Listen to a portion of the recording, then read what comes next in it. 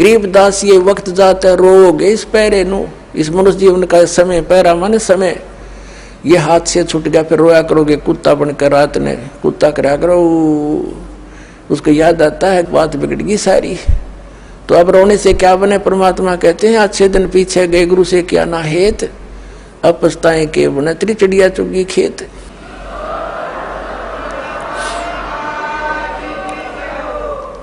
अब परमात्मा स्वयं ही वहां से चल कर आते हैं जहां वो भगवान रहते हैं, वेद गवाही देते हैं कि वहां से चलकर आता है, एक साधु रूप बनाकर कहीं भी प्रकट हो जाता। 3 प्रकार से परमात्मा हमारी धारण पोषण करता है। एक रूप में तो सतलोक में रहते हैं, स्थायी रूप में तेजो में शरीर मालिक का, करोड़ सूर्य मिला दे करोड़ चंद्रमा से एक रूम की शोभा सतलोक में। अलखलोक में भिन्न शोभा है, परमात्मा एक ही है, रूप अनेक बना रहा है वहां पर। फिर वो परमात्मा वहां से गति करके आता, अच्छी आत्माओं को मिलता है जो दृढ़ भक्त होते हैं। उन दृढ़ भक्तों में से कौन कौन है, किन किन को मिले? आदरणीय धर्मदास साहिब जी को मिले, आदरणीय मुल्कदास साहिब जी को मिले, आदरणीय नानक साहिब जी सिख धर्म के प्रवर्तक, आदरणीय नानक देव साहिब जी से मिले, आदरणीय दादू साहिब जी से मिले, आदरणीय गरीबदास साहिब गांव छुडानी जिला जज्जर वाले को मिले, आदरणीय गीसा दास साहिब गांव खेखड़ा जिला मेरठ उत्तर प्रदेश वाले को मिले, और अनेकों को मिले हैं। इनका तो मूल प्रमाण हमारे सदग्रंथों में हमारे पास उपलब्ध है। वैसे कोड वर्डों में सांकेतिक बहुत वर्णन और भी मिलता है, जैसे आदरणीय नामदेव जी को भी मालिक मिले थे आके, क्योंकि हम बच्चे उसी के हैं, वही आकर उसी को दया आती है जो अच्छी आत्मा भक्ति की तरफ अग्रसर है, मिसगाइडेड है, उनको आकर मिलते हैं। कहीं भी आकर कोई भी लीला कर लेते हैं, उनको सतमार्ग बताकर फिर अंतर्ध्यान हो जाते हैं। यथार्थ ज्ञान सुनने के बाद वो प्राणी उल्टा नहीं हटता थे, सारा संसार एक तरफ हो जा। और वो परमात्मा भगतमती बहन मीराबाई को मालिक मिले। वो दृढ़ भक्तों को मिलते हैं जो पक्के भक्तों, टस से मस ना होते सारा संसार एक तरफ हो जाए। अपनात्मा हमने सारा इनकम्प्लीट स्पिरिचुअल नॉलेज सुन रखा है, कति अधूरा सधूरा सा जिसका सिर पैर नहीं। तो इसको तत्व ज्ञान कहते हैं, जो सबको सेट करे और परिपूर्ण रूप से कथाओं को भी सही सुनाए। जैसे मीराबाई पिछले जन्म जन्मांतर की पुण्यकर्मी प्राणी थे, और काल उनको ऐसे स्थान पर पैदा कर देता है कि उनकी भक्ति कोई कर्ण ना दे। वो कैसे ठाकुरों के घर जन्म दे दिया, और राजस्थान के ठाकुर उस समय अपने आप को खुदा से नीचे नहीं मानते थे, अपनी बहन बेटियों को पर्दे में रखते थे, एक परंपरा थी उनकी। और स्वयं सब खेतों में या कहीं भी काम करना होता स्वयं करते थे, पशुओं का गोबर भी उठाकर बाहर कुड़ियों पर स्वयं डाला करते थे, अपनी बहन बेटियों को पर्दे में रखा करते, बाहर नहीं जाने देते थे।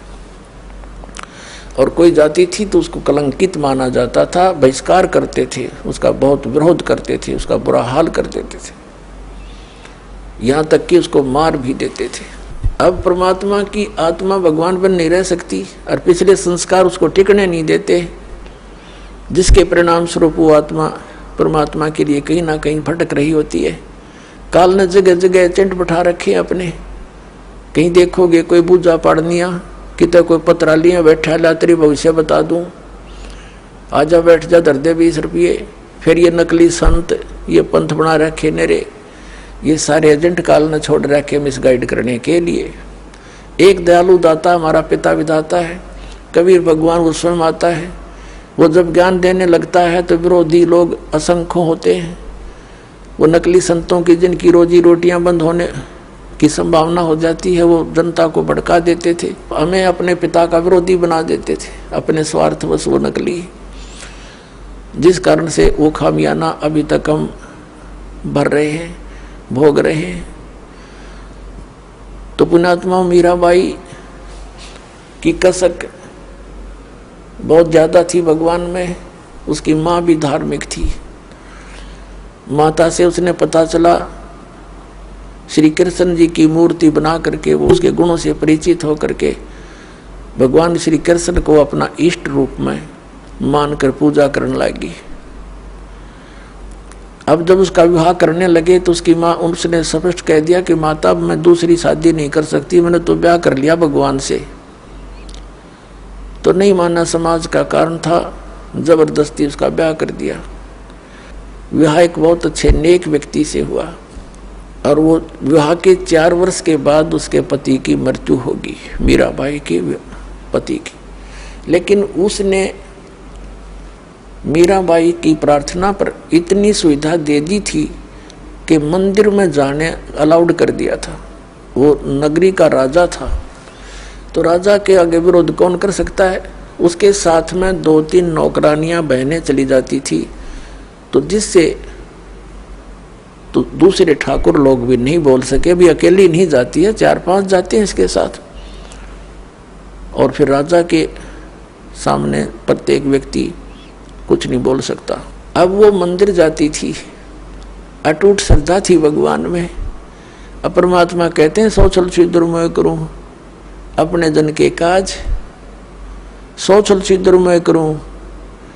अब क्या हुआ, दयालु है परमात्मा, सतगुरु आए दया करी, ऐसे दीन दयाल है ये हमारे परमात्मा। सतगुरु आते हैं ऐसे दीन दयाल हैं, अपनी आत्माओं को अपना रास्ता आप ही बताते हैं। एक दिन कुछ परमात्मा कबीर जी के शिष्य हो गए थे, रविदास जी और भी कई शिष्य हो गए थे, लेकिन रविदास जी उनके बहुत निकट रहते थे और वो चमार जाति से थे। आज से 600 वर्ष पहले ये छुआछूत चरम सीमा पर था और ये जो शेड्यूल कास्ट के जो व्यक्ति होते थे, अनुसूचित जाति यानी चमार हुए, जुलाहे हुए, इनसे अन्य विशेष कर श्रवण जाति बहुत इनको हे समझती थी, इनके निकट नहीं जाते थे। तो जिस रास्ते से मीराबाई जाती थी मंदिर में, उसी रास्ते में बीच में एक गरीब की झोपड़ी थी, आगे उसके साथ ही एक लंबा वैसे वन था, वृक्ष थे, खुला मैदान था। वहाँ परमात्मा कबीर जी और रविदास जी दोनों संत रूप में वहाँ सत्संग करने लग गए। अब मीराबाई जा रही थी मंदिर में और जब देखा जाते समय कि कोई साधु संत आए हैं, लोग इकट्ठे हो रहे हैं, वापस आई 1-2 घंटा मंदिर में अपनी करके पूजा अर्चना, तो वापस देखा तो वहाँ सत्संग हो रहा था। मीराबाई और सखियों ने सबने मिलकर सोचा चलो 2 वचन सुनते हैं, भगवान की चर्चा हो रही है। वो बैठ गई जाके। परमात्मा तो आए इसीलिए थे, उस अपनी आत्मा को कहते हैं गोता मारूं स्वर्ग में जा बैठूं पाताल, कह कबीर ढूंढता फिर वो अपने हीरे मोती लाल। जैसे परमात्मा ने सबको ऐसे ही खोजा, तो मीराबाई सत्संग सुनने लगी। परमात्मा ने सत्संग वही किया जो राम और कृष्ण के बारे में वो किया करते थे। गुण तीनों की भक्ति में ये भूल पड़ो संसारे, कह कबीर निज नाम बिना कैसे उतरो पारे। 3 देव की जो करते भक्ति, इनकी कदे ना होवे मुक्ति। सारी कथा कहानी सुनाई भगवान ने। ब्रह्मा विष्णु महेश नासवान है, इनसे ऊपर कोई और परम शक्ति है, अपने को छुपा कर दाता बताया करते थे। मीराबाई को शौक लगा जैसे बिजली का झटका लगा करे, क्योंकि वो श्री कृष्ण की पुजारण थी, श्री विष्णु की पुजारण थी। पहली बार तो पुण्यात्माओं सबके साथ ऐसी घटना घटी। दास को भी ऐसा झटका लगा था, जब क्योंकि दास श्री कृष्ण और विष्णु का कट्टर पुजारी था, हनुमान जी के व्रत रखता था। श्याम जी हमारे दादा लाई वह गांव पूरी साजली पूजा वो भी करता था। तो पहली बार दास को भी बड़ा दुख हुआ था, लेकिन सहन करके फिर आगे जानने की चेष्टा की तो हृदय के पट खुल गए, स्पष्ट दिखाई देता है। पहले मोतियाबिंद था, हमारा ऑपरेशन हो गया, अब हृदय वाली आंखें काम करने लगी। अब मीराबाई को बड़ा दुख हुआ। सत्संग के बाद कहने लगी महाराज जी आप क्या बात कह रहे हो, क्योंकि पुण्यात्मा कोई भी जो प्रसन्न भी करते हैं वो सभ्य तरीके से करते हैं। कहने लगी महाराज जी हमने तो कभी ये बात सुनी नहीं, आप जो बता रहे हो। तब परमेश्वर ने कहा बेटी जो नहीं सुनी वही सुनाने आया हूं मैं। जो तुमने सुना है वो लोकवेद है, दंत कथाएं हैं। ये रामकृष्ण की आप मृत्यु होती है, तो प्रश्न किया उस देवी ने कि भगवान आप कैसे कह रहे हो। भगवान श्री कृष्ण जी ने मोरध्वज राजा के पुत्र ताम्रध्वज को आरे से चिरवा कर जीवित कर दिया, आप कैसे कह रहे हो कि वो कुछ नहीं कर सकते। परमात्मा ने कहा बेटा मैं ये नहीं कह रहा कुछ नहीं कर सकते, पर ये तुम्हें मुक्ति नहीं दे सकते। फिर इनकी सामर्थ्य देख लो। मोरध्वज राजा का लड़का तो श्री कृष्ण ने जाके जीवित कर दिया क्योंकि उसके सांस शेष थे, उसकी आयु शेष थी, इतना ये कर सकते हैं। ये तो एक जादूगर कर देता है, छोटे मोटे साधु संत कर देते हैं।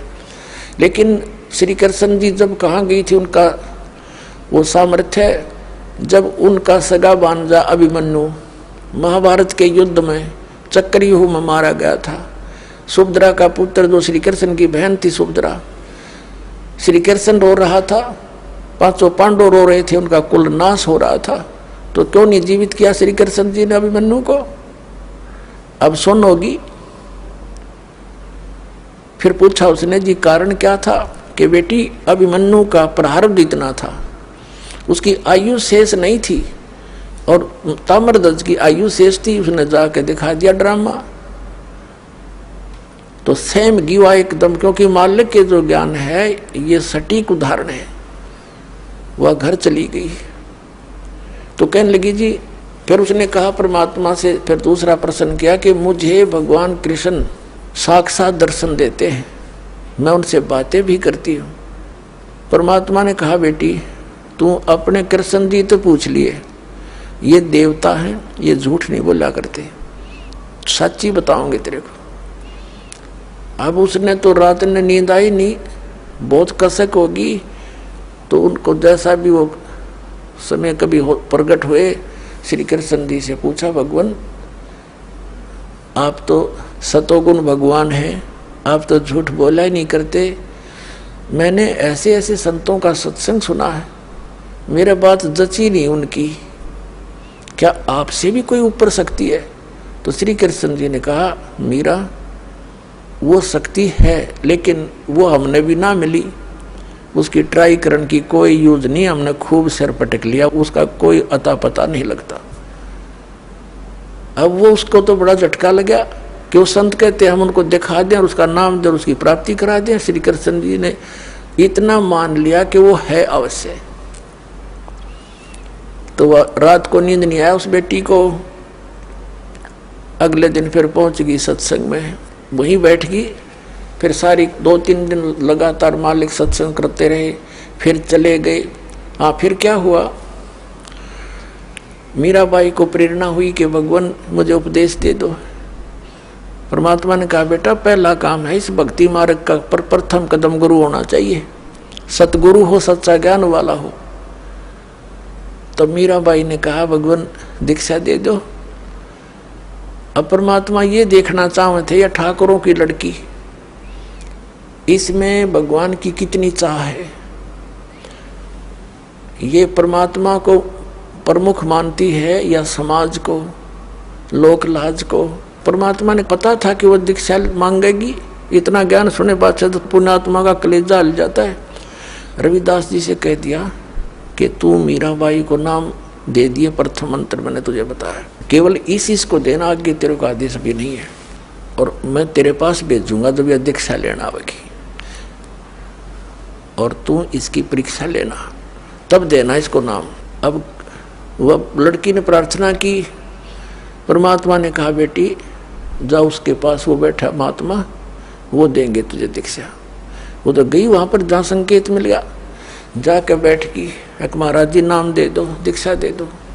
रविदास जी कहने लगा बेटी बहन मैं हूँ चमार जाति का और तू है ठाकरा की बेटी। गुरु से नाम लेने के बाद जब तूने लोग जाके यूं कहेंगे तूने किससे नाम ले लिया है, चमार पर नाम ले लिया, इज्जत का नाश हो गया।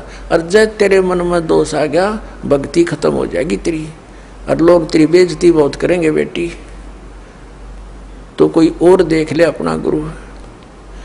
तो मीराबाई ने कहा कि महाराज जी मैं आपकी बेटी, आप मेरे पिता, बाढ़ में जाए संसार, मैंने नाम दे दो, मैं पीछा छुटवाना चाहती हूँ। तो रविदास जी ने दीक्षा दे दी।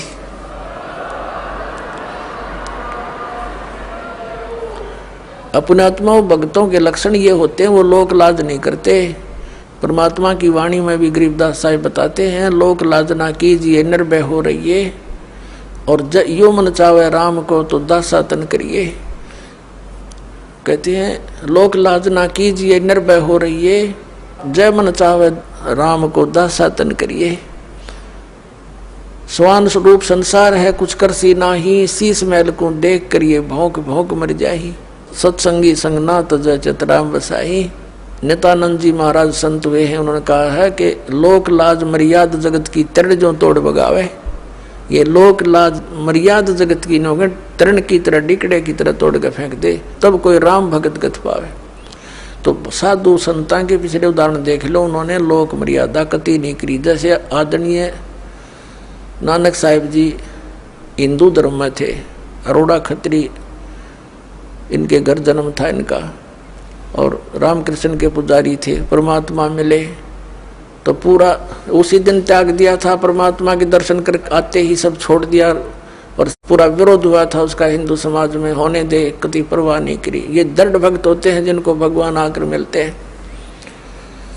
तो मीराबाई ने कहा भगवान मुझे नाम दे दो, आप मेरे पिता माँ आपकी बेटी, कुछ हो मेरे साथ वो संघर्ष, आप मेरे साथ रहोगे, मैं आप झेलूंगी सब कष्टों को, पर परमात्मा के लिए मैं कुछ भी कर सकती हूँ।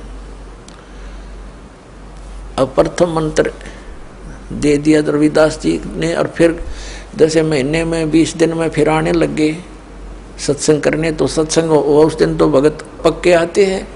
सत्संग विशेषकर परमात्मा रात्रि में भी करते थे और दिन में भी करते थे। दिन में कम, रात्रि में ज़्यादा करने लगे, क्योंकि दिन में काम में समय नहीं मिलता भक्तों को, व्यक्तियों को। रात्रि तो अपनी ही होती है, अपने ही नींद से समय निकाल लेते हैं।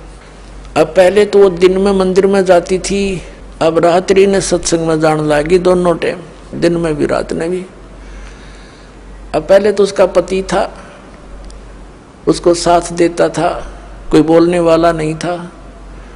अब उसकी मृत्यु के बाद उसका देवर बन गया वहाँ का, उस नगरी का राजा।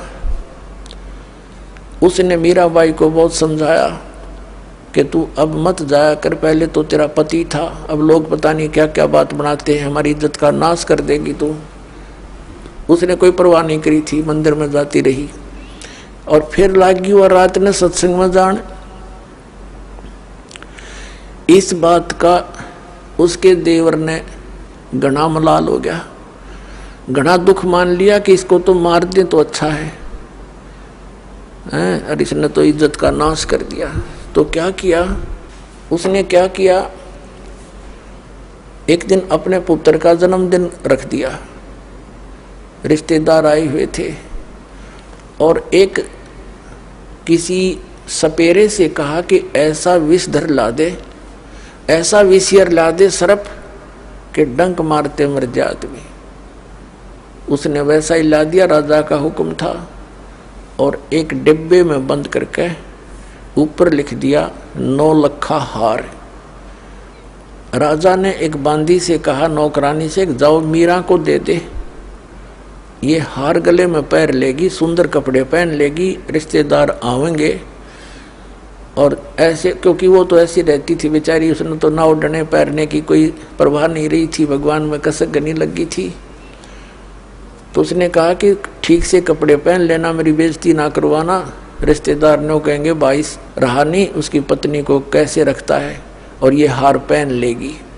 उसने सोचा था न्यू कि सर्प डस कर मर जाएगी, सर्प देगा डस, सारे रिश्तेदार होंगे, सब गवाह हो जाएंगे, एक सांप लड़ गया, भाई हम भी वहीं थे, इसलिए मृत्यु होगी उसकी। इसने चाल तैयार चाली थी। अब वो नौकरानी ने जाकर दे दिया केले, मीरा भाई राजा ने बताया है इसमें एक हार है बहुत कीमती, इसको पहन लेना, और सुंदर कपड़े पहन ले, आज उनका लड़के का जन्मदिन है, दूर दूर के रिश्तेदार आए हुए।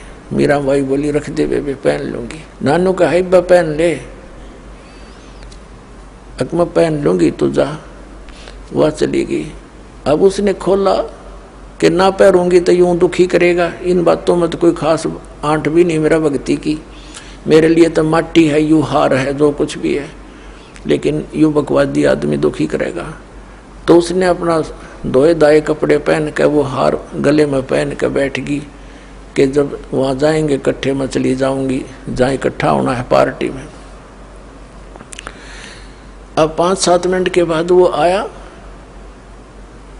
वो तो ये देखने आया था कि मर्गी होगी, वाई वाह के कह धुआं सांप लड़ गया, सांप लड़ गया, ये रहा भागियो भागियो। अब उसने जाकर देखा कि वो मीराबाई गले में सुंदर हार पहने बैठी। तो कहने लगा कि ये हार कहाँ से लाई? तो कोल्टा मैं जानता था तू रातों जाती है, यही कर्म करने जाती है। वो कहने लगी जी आप भी मुझे जीने देते ना मरने देते, आप ही ने तभी भेजा था और देख मुझे ही कलंकित कर रहे हो। तो वो कहता मैंने कहाँ भेजा था कि ये डिब्बे में ये बांधी नौकरानी कर गई थी। वो डिब्बा देखा कि इसमें क्या था, कि इसमें ये हार था। अब उसने सोचा बांदी बुलाई नौकरानी, बोली जी मैं अभी देकर बाहर ही बैठी हूँ, इनके बाहर नौकरानी थी वो बाहर रहती थी और यही डिब्बा, और तो उसके पास कोई कपड़ा भी नहीं था विशेष और कोई पात्र भी ऐसा नहीं था। अब उसने सोचा भाई बड़ी, उसने सोचा सपेरा जादू कर गया मेरी खातिर, वह ना जच्ची उसका, कोई और जादू जंत्र का दे गया होगा। तो जब तो वह बच गई। एक दिन उसने क्या किया कि एक विष मंगवाया, विष डालकर एक प्याले से, उन्हें सोचा या मरती नहीं मानती नहीं, इसने इज्जत का नाश कर दिया, जिसको जहर से मार देते हैं। उसको कहा विष, साथ गया तलवार लेकर कि ये जहर पी ले, ये विष है इसके अंदर, या तो इसको पी लेना तेरी गर्दन काटूंगा। तलवार लेकर खड़ा हो गया। मीराबाई ने सोचा मारना तो इसने है ही, तलवार से तो दर्द होगा, विष पे लेती हूँ आराम से मर जाऊंगी। करके मालिक को याद और विष पेगी सारा। और वो देखा खड़ा खड़ा नो का नो चेहरा, आध घंटे तक बाट देखी दुश्मन ने, वो मरी नहीं, वापस आ गया या वासा होकर। तो परमात्मा कहते हैं मीराबाई को मारन लागे जहर का प्याला प्यारे, पीवत ही अमृत हो गया सर्द ही यारे। मन तू पावेगा अपना किया रे, भोगेगा अपना किया रे। भक्ति के अंदर ऐसी शक्ति है पुण्यात्माओं, विश्वास करना इस मालिक पर। ये कथाएं सुना करते थे हम, कथा नहीं थी, ये सच्ची बातें हैं।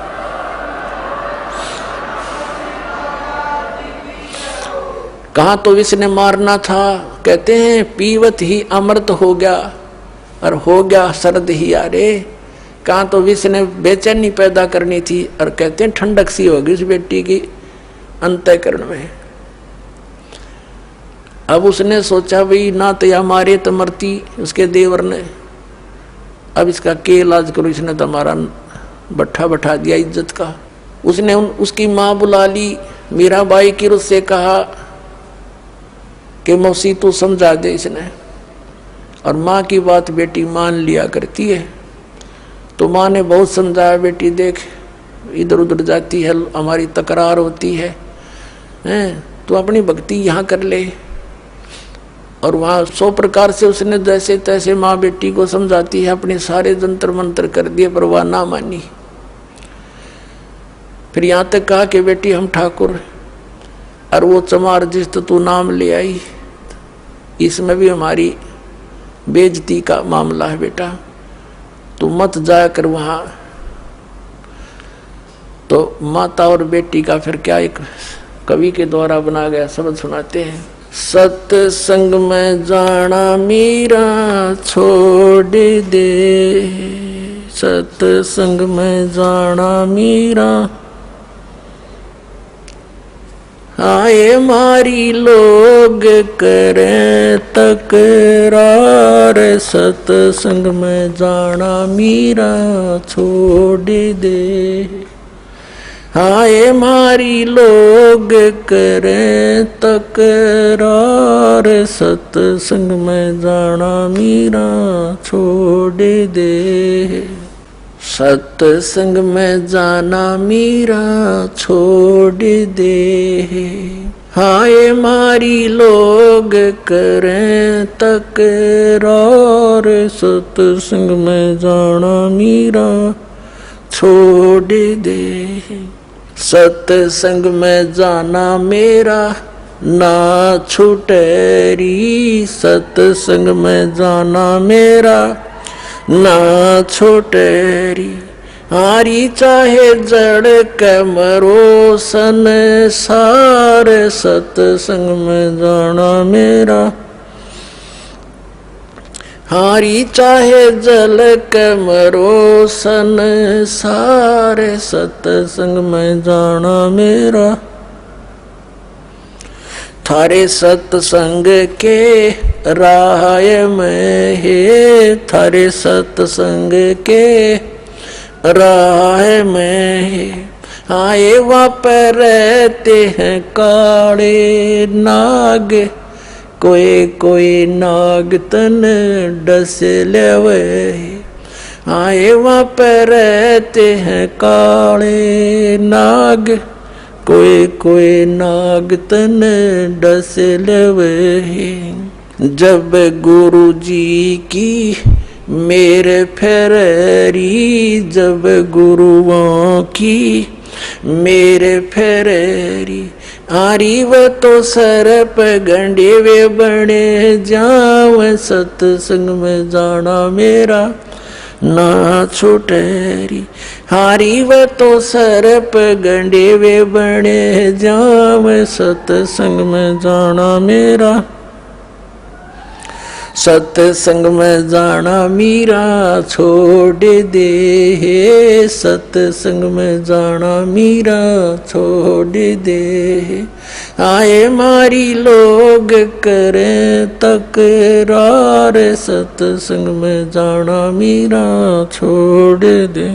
सत्संग में जाना मेरा ना छूटेरी, सत्संग में जाना मेरा ना छूटेरी।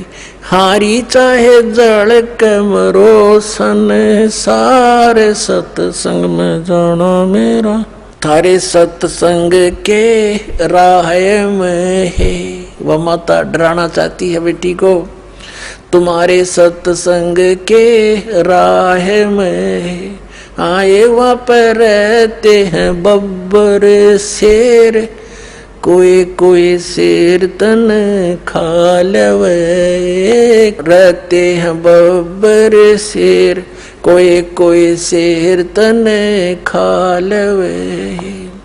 जब गुरु जी की मेहर होवेरी, जब सतगुरु जी की मेहर होवेरी।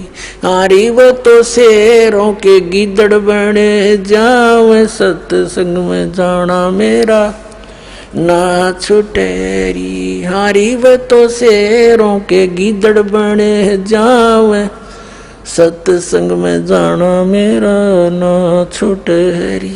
थारे सत्संग के बीच में है, थारे सत्संग के बीच में है। आए वहाँ पर रहते हैं साधु संत, कोई कोई संत तन ले रमे। आए वहाँ पर रहते हैं साधु संत, कोई कोई संत तन ले रमे। तेरे री मन में माता पाप हैरी, तेरे री मन में माता पाप हैरी। वो संत मेरे माँ बाप हैरी, वो संत मेरे माँ बाप हैरी। हारी वह तो कर देंगे बेड़ा पार, सत्संग में जाना मेरा ना छुटेरी। हारी वे तो कर देंगे बेड़ा पार, सत्संग में जाना मेरा ना छुटेरी। सत्संग में जाना मेरा छोड़ दे, सत्संग में जाना मेरा छोड़ दे। हाय मारी लोग करें तकरार, सत्संग में जाना मेरा छोड़ दे।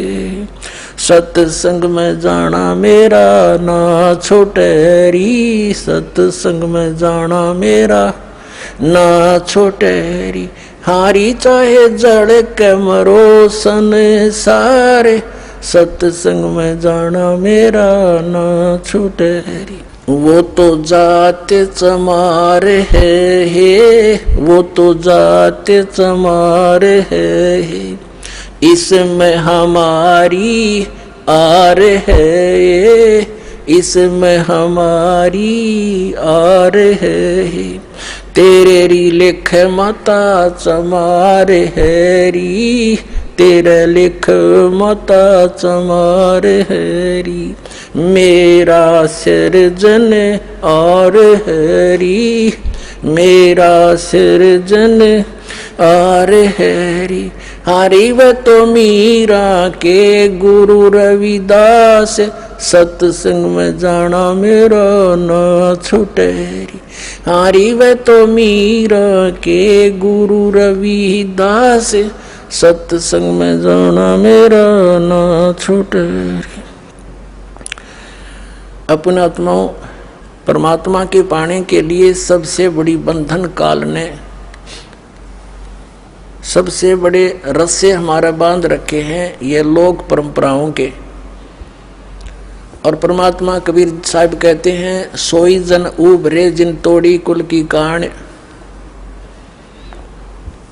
परमात्मा कहते हैं, कुल करने के कारण यू अनसा गया बिगो, जब यू कुल के कर लेगा तो चार पाया का हो।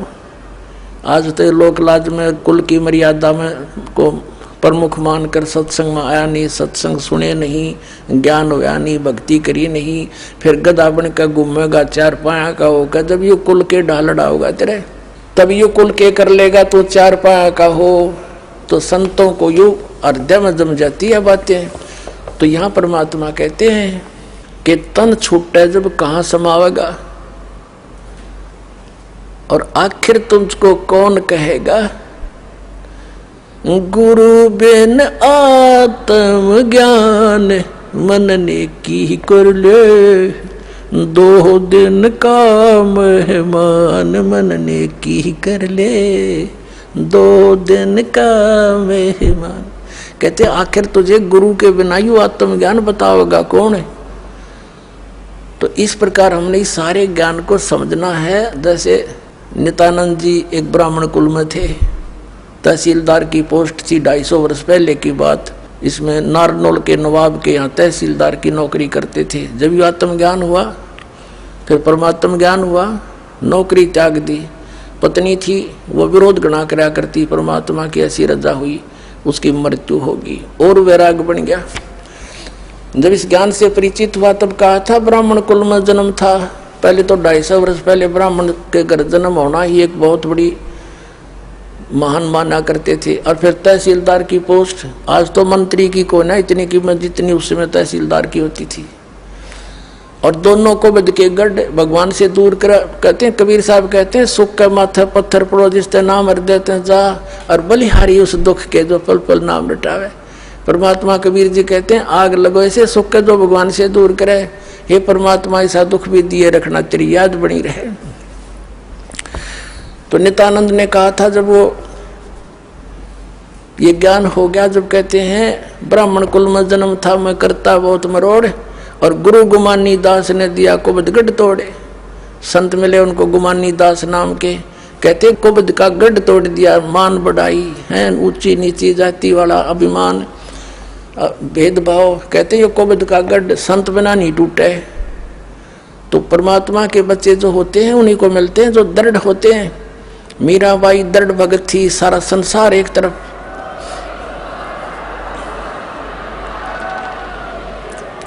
अपने आत्माओं मीराबाई ने देखा है, रोज बकवाद करता है ये, कभी मारने की चेष्टा करता, घर त्याग कर चली गई, वृंदावन में रहने लगी।